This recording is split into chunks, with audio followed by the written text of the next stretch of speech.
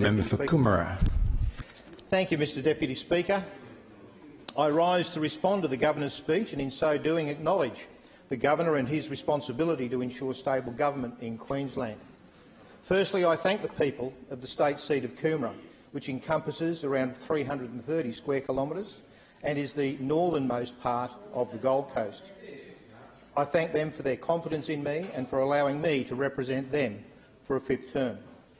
I am honoured to be their representative and assure them that I will represent their interests in this House and, in so doing, hold the government to account at every opportunity.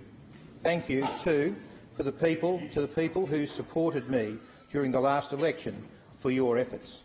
I particularly acknowledge two individuals who were there for me, who were the backbone of the campaign and, of course, ably supported by many, many others. Mike and Bailey, thank you both for your constant support. Without you and without the rest of the team, we could not have achieved a fifth term. To my wife, my sons, my brother Kev and my grandson, thank you for your constant support and encouragement.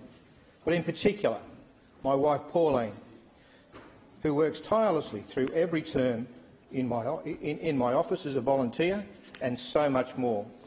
Thank you, my love. Believe me when I say, without your support and encouragement, I don't believe I could do this job. To my staff, Trish, who has been with me from the start and is a solid support, keeping an eye on absolutely everything, with attention to detail that is incredible. And Judy, who just loves her job so much. And that shines through as Deb Frecklington has just acknowledged there, and that shines through with the way she greets everyone and deals with everything that's thrown at her. What a great team.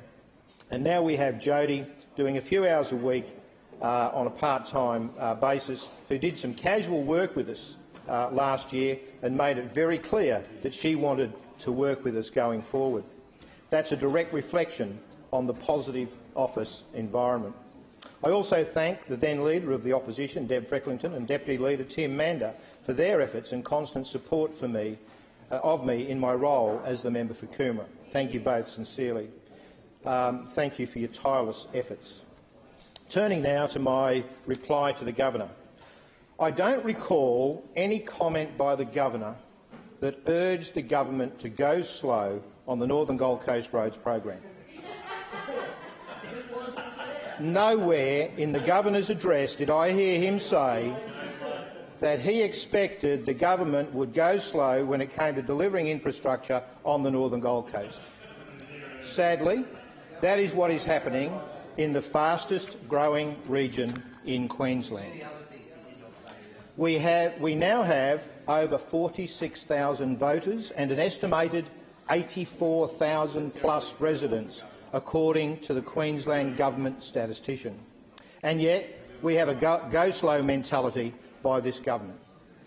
What projects, I hear you say? I'm glad you asked. I'm glad you asked. Let me start.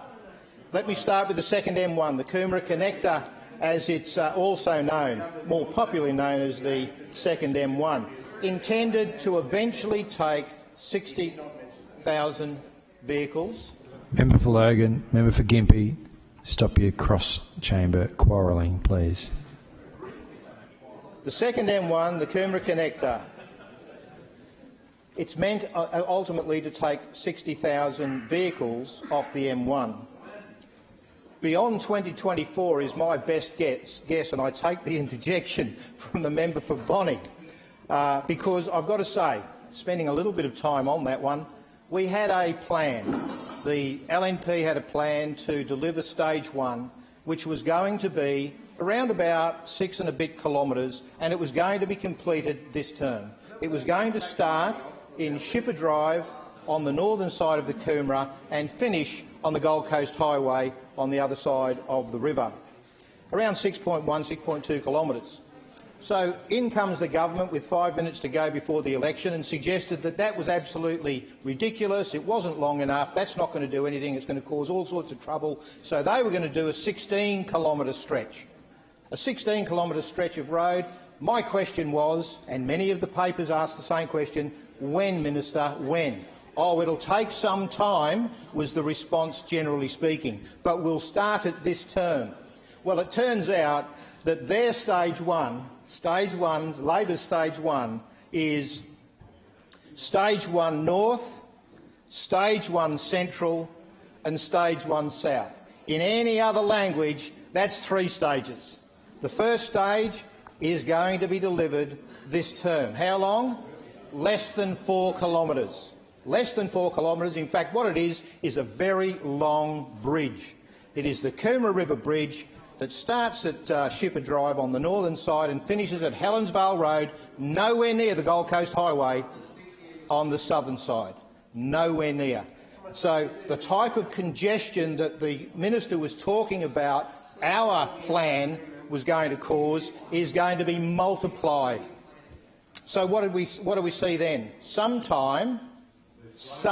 Fingers crossed this term, we may see Stage 1 Central started.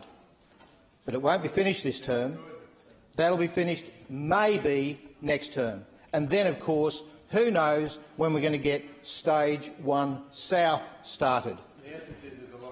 Probably sometime after 2024 when we see those 3 segments finished, and that's a 16-kilometre stretch of something like a 56-kilometre road. 16 kilometres, next 2 terms of a 56-kilometre road. When would you like to guess the next 40 kilometres will be delivered by those opposite?